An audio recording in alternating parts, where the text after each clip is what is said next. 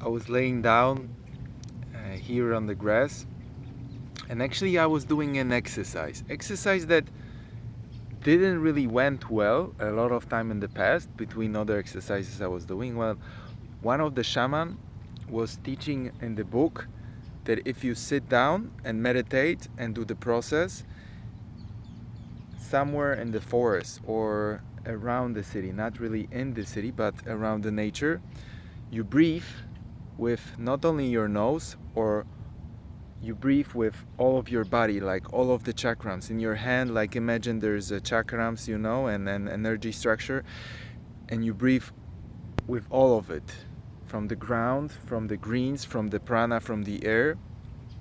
That is one exercise. I just remind myself what I was doing a couple of minutes ago, so I'm thinking, why not to share?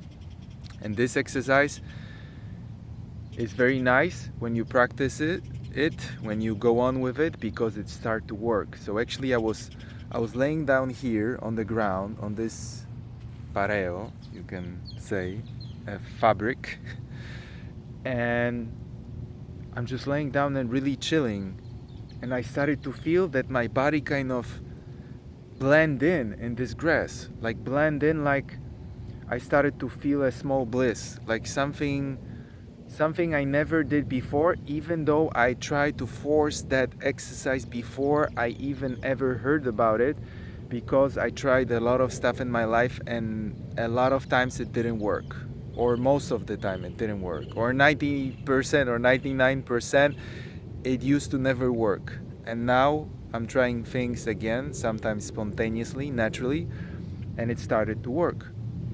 So this is exercise.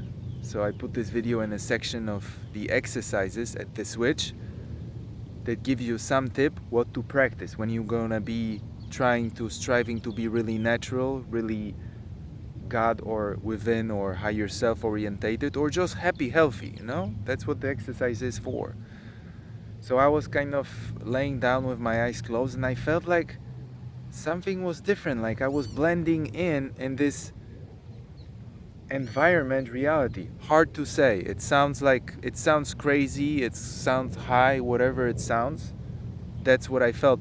But the feeling was like little bliss. It was really nice. That's why I'm sharing it. But besides that, I'm sitting here and I started to reminisce Wayne Dyer. Wayne Dyer was like a 70-something-year-old guy.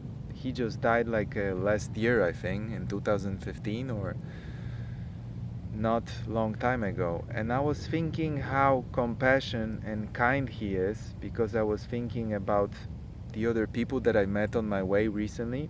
They were not, well, most of the people are not that compassionate and kind like Wayne Dyer was.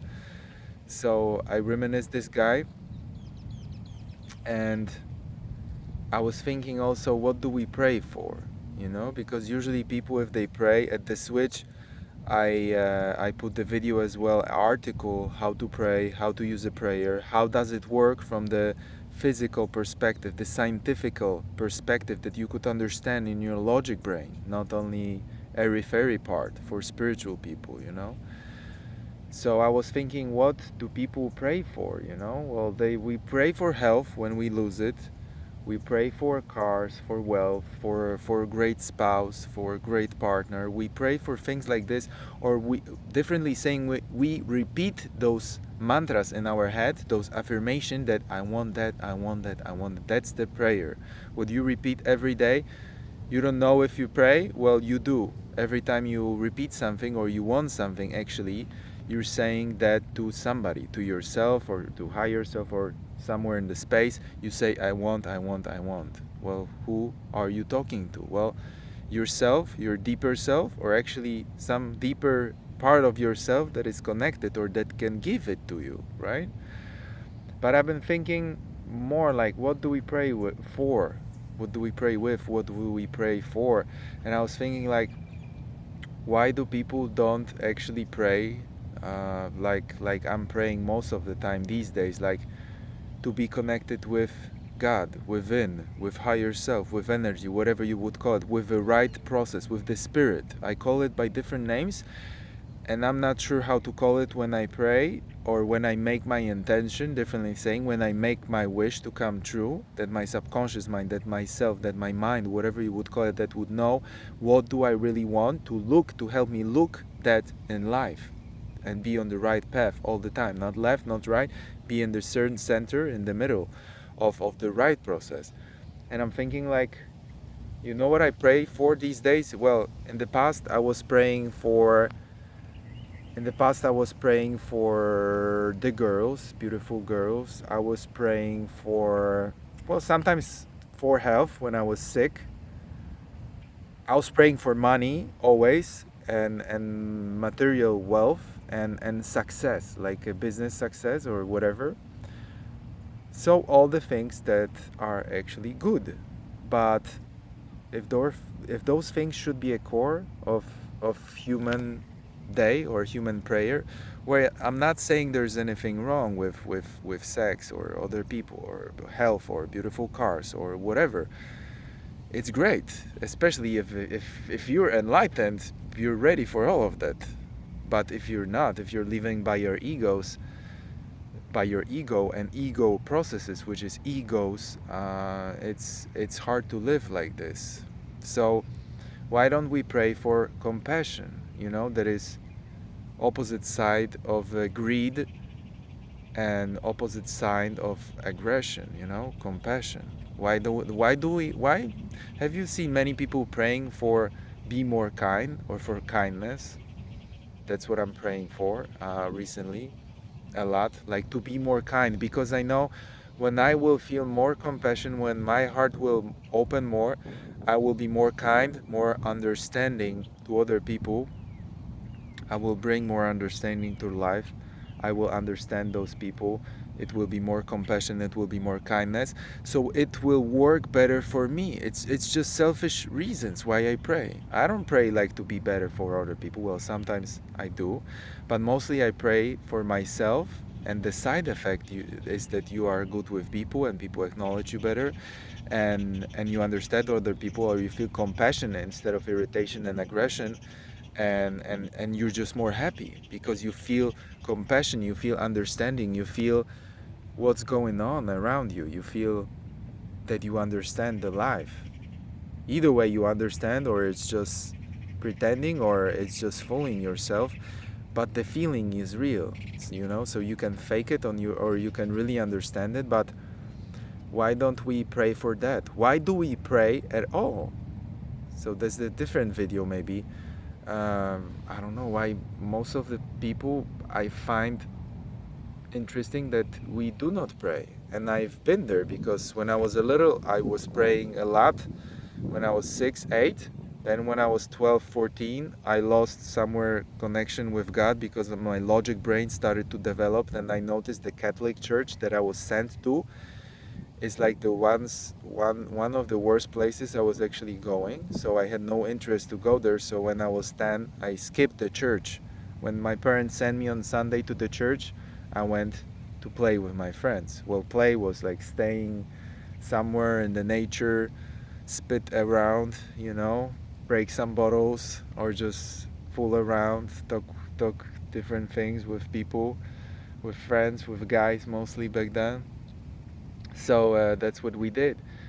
And then I started to pray again when I was really, when I needed health help, like with my back pain in 2008, 2009. That's where I started to pray, meditate. That's where my life changed me, started to change, or align me into the core. So there is not much that I actually changed. It's just I started to be more soft, more understanding came to myself.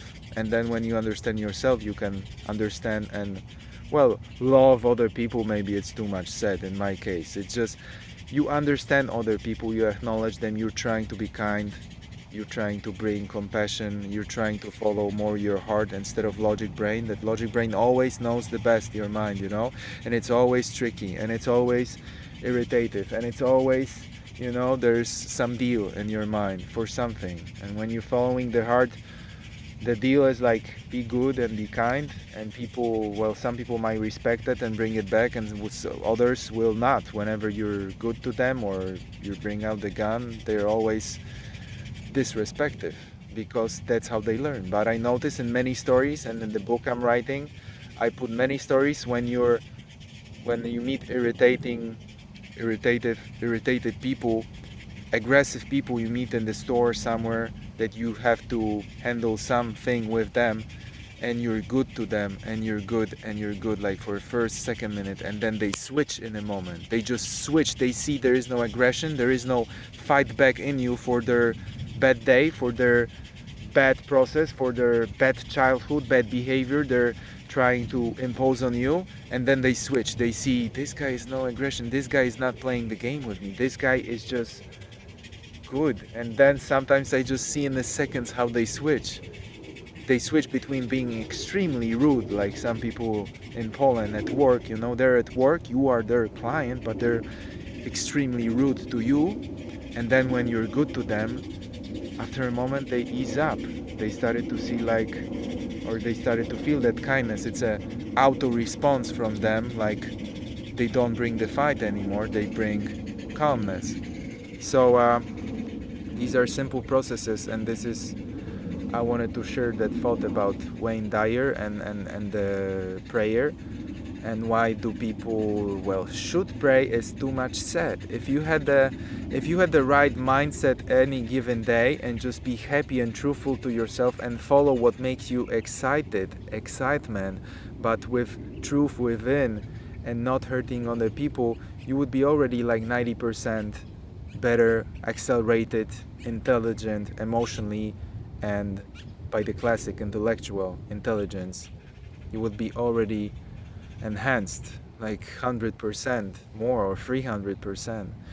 But for most of us that are not born like this, like me, I say, why don't we use scientific projected stuff, scientifically proved, like with auras. Like the other article I made is with auras, and I show the auras and how the auras how the aura is actually working, how the colors frequency works in the universe, in the body, and other things. I explained that scientifically, so that we could explain also with a prayer. Why don't we just pray for be in spirit, and then to bring more compassion and other things, and then you maybe become like Thich Nhat Hanh, one of the, I'm not sure if he's a Buddhist monk, or it's some kind of different nurt that he's doing, different part of philosophy. I wanted to say religion, but it's not religion what he's doing. Some of the most compassionate and kind people I know from YouTube, books, or somewhere in the world, like Wayne Dyer, at least when he spoke, at least when he made a video, at least when he presented himself this way, because in life maybe he was a little bit different. He was maybe sometimes, I don't know, different person, I don't know. But when I saw him at YouTube, he was telling the stories of the compassion of the moments that he switched with being rude and being following the mind of his, because he saw somebody that was not supposed to do something or be somewhere, and then he switched his mind, and instead of be irritated by somebody, he just came and gave him, I don't know, $20 or something, and then it melted the guy's heart, and it melts your heart, and it's just changing life processes. So between different processes, you see there's a part with exercises, things to do, and try yourself. It doesn't have to work first time you do it, or first week, or first year. It took me 6-7 years now to practice all this stuff, to actually shaman or somebody tells me do this exercise, and I go and I try once, second, third time, and I feel something in the second or third or 10th time. I'm stubborn, so if I don't feel it on the first time, I try it for a year sometimes, believe to see.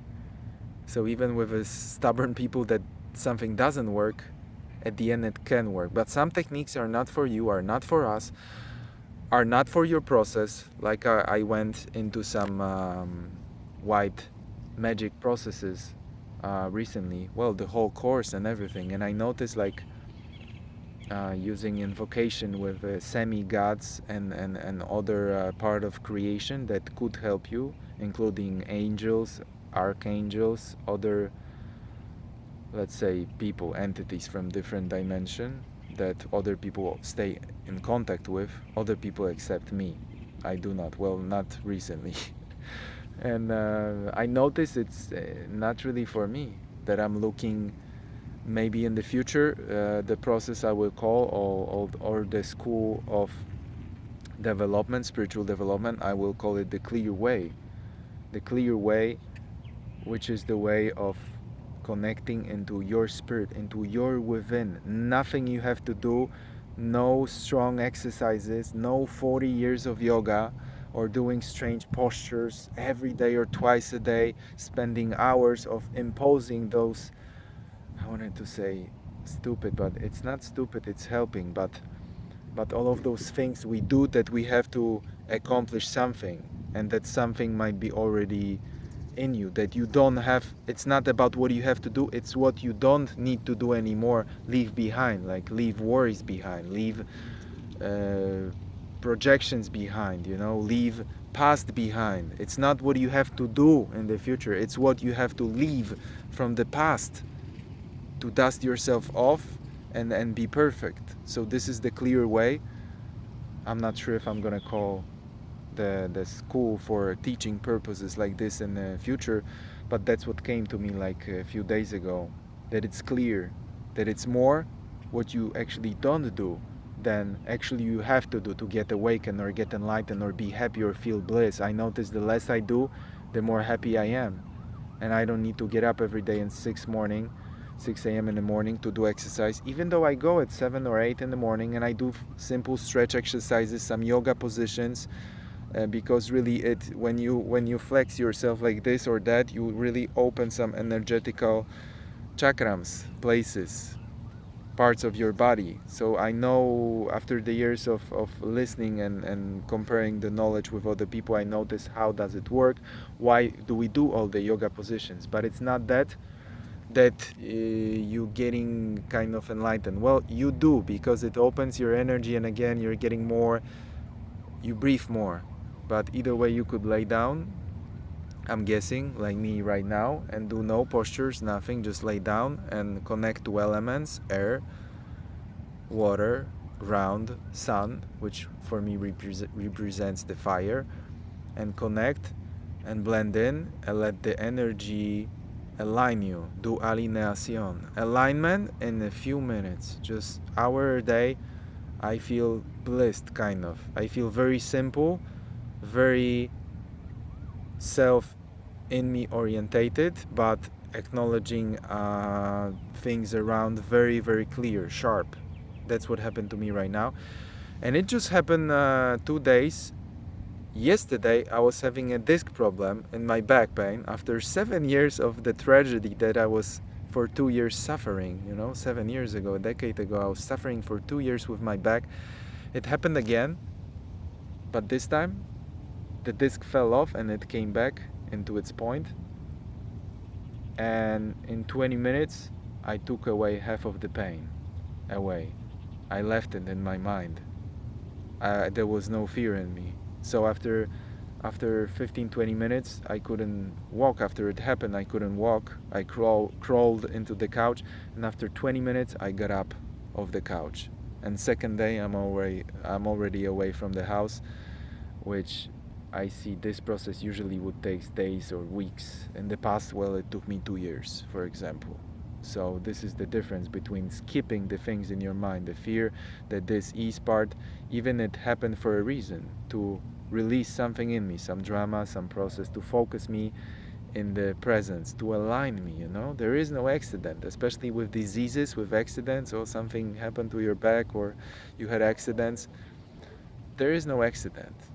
It's not coincidence. That's what I'm saying. Accidents happen, but it's not coincidentally. It's always for something, for some reason, for get you aligned somehow. If you notice that, you will be already like 50% smarter person that than other people who actually do not know that or do not feel that yet. Thank you very much for listening. It was Mike from The Switch. Join our group on Facebook, share some thoughts about your processes, or send me an email. How you doing? Take care, guys.